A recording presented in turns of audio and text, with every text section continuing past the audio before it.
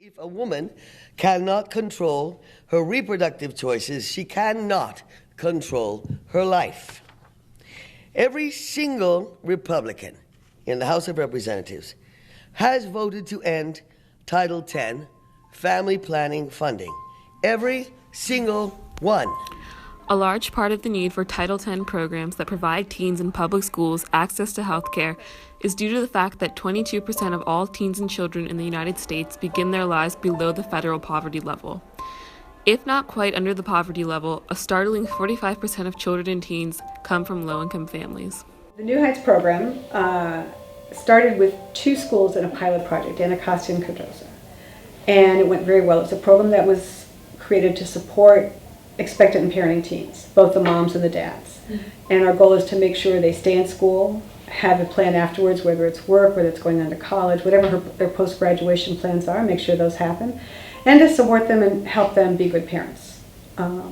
Advocate for them as necessary, navigate through them through the system if that needs to happen during their pregnancy. Just make sure that that's a successful pregnancy, they're ready to be parents, and they have plans for their future. Last year, there were budget cuts. All the charter schools dropped the program, so it's not in any charter school. And we lost 3 positions. So now some of us have 2 schools. I have Wilson and Coolidge. So we've had to double up, which is really unfortunate because it's really hard to divide your time and really be present in 2 schools. And so somewhere, somehow, everybody gets shortchanged. But we do the best we can. I was just talking to Dr. Cohen today, who's one of our school social workers, about what happens when you live in low-income housing. And in low-income housing, I did grow up in low-income housing. I think a lot of the factors, a lot of the cultural factors that converge when you live in low-income housing and in poverty can help contribite to factors that increase your risk of becoming a teenage parent. The statistics bear out that some schools have other challenges, are different challenges. So we do have schools that have more significant challenges, especially that are related to poverty, and are related to socioeconomic status.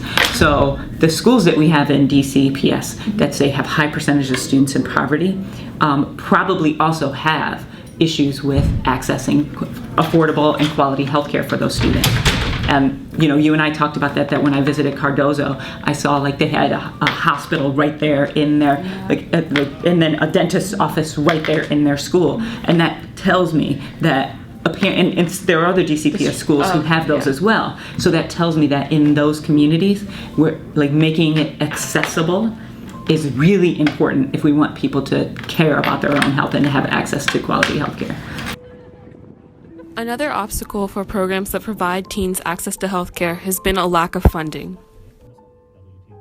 When we originally began, we actually had a federal grant, and that didn't get renewed, primarily because there were federal cuts as well. And we were assured that it wasn't because of the quality of our program, that our program was good. And our outcomes have been really good, and my colleagues are amazing.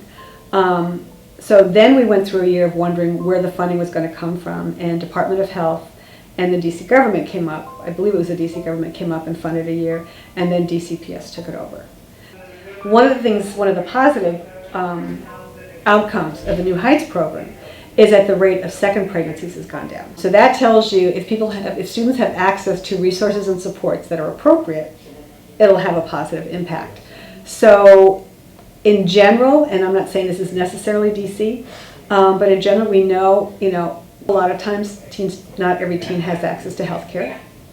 Doesn't have access to health care that's appropriate in the sense that family planning, birth control are confidential services, and not every provider understands that. So if your whole family goes to the same provider, there's a fear that somehow it's going to slip out that you came and asked about birth control. Access to healthcare is tricky, even though yes, everybody has access to healthcare. To actually use it and get this information is hard, But you have to be careful because all social service programs, people say, oh, okay, we achieved this is really good, so now we can cut back. And then 3 years later, back up to the same problem again. So we have to understand this, have to have a long-term vision of what we should be doing, which is why I think it's important to take a look at, do the components need to change? The fundamental reason still exists, and we should continue doing that work, But what else can we do? Some believe that the funding of Title X programs pertains to the greater debate over the potential defunding of Planned Parenthood. There's a certain amount of money, federal grant money, I think, that goes to support Planned Parenthood because of the overall health benefits that it provides to a certain segment of the U.S. population.